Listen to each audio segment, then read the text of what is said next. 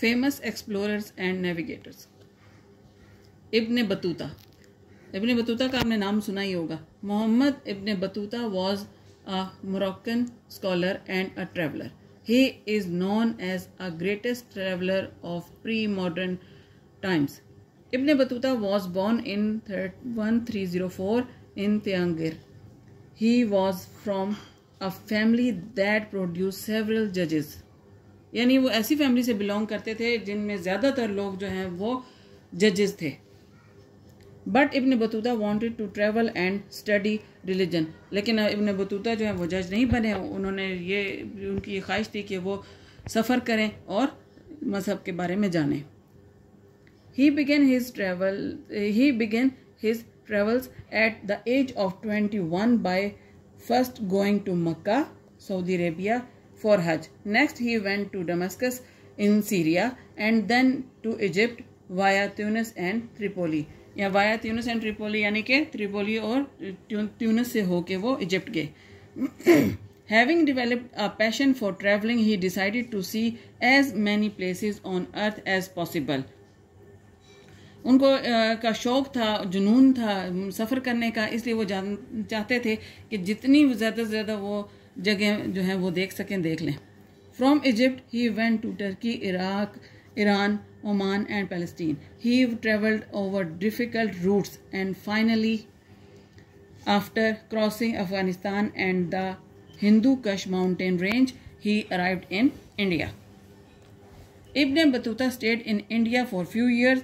He was then ordered by the Sultan Muhammad bin Tughlaq to go to China. His journey met with disaster and bandits attacked his convoy. यानी कि इसके जब उसको Ibn Battuta को उन्होंने कहा, मोहम्मद बिन तगलुक ने, वहाँ के सुल्तान ने इंडिया के, कि आप वहाँ आगे मज़ीद सफ़र कर चाइना जाएं, तो जब वो गए तो उनको बहुत सारे आफात से और बैंडिट्स कहते हैं डाकुओं का अटैक जो है उनके ऊपर, डाकुओं ने हमले भी किए उनके कॉन्वॉय पे, और बहुत सारे उनको कुदरती आफात से भी निपटना पड़ा।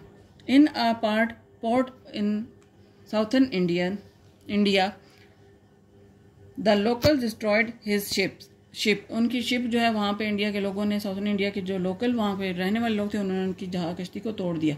इब्न Battuta was afraid that the sultan would be angry. He did not stay in India or go to China but went instead to the Maldives. उनको ये डर था कि जो है सुल्तान है उसे गुस्सा आ जाएगा, नाराज़ हो जाएगा मुझसे, इसलिए वो चाइना भी नहीं गए और इंडिया भी नहीं रहे और वो मालदीव चले गए। Besides his travels, he became famous for his knowledge of the judiciary.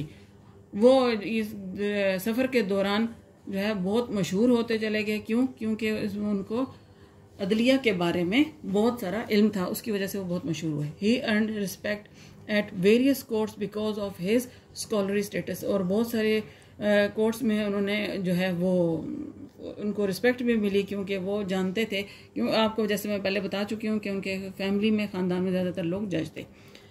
When he settled in the Maldives, he worked as a judge and married a woman from the ruling family. वहाँ जो हुक्मरान हुकूमत थी उसके साथ उनकी खातून से वहाँ पे उन्होंने शादी की और वो मालदीव्स में जज के तौर पे काम करने लगे।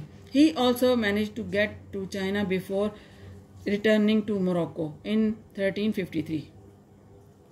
Once home, he wrote a book about his travels, Rihla, the Travels.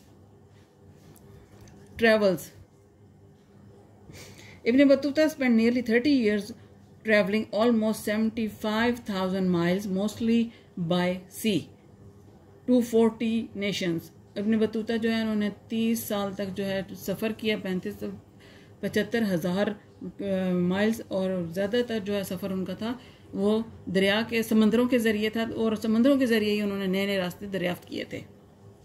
और 40 जो हैं वो नेशंस उनके बारे में, कौमें जो हैं उनके बारे में उन्होंने बताया था।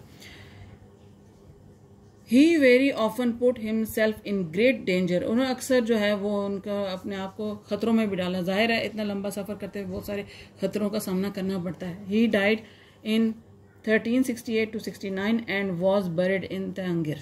और वो जो है उनकी डेथ हो गई इस सन में, और वो उनको दफनाया गया तंगर में। इंशाल्लाह ताला नेक्स्ट हम पढ़ेंगे Vasco D gamma, Until then, goodbye.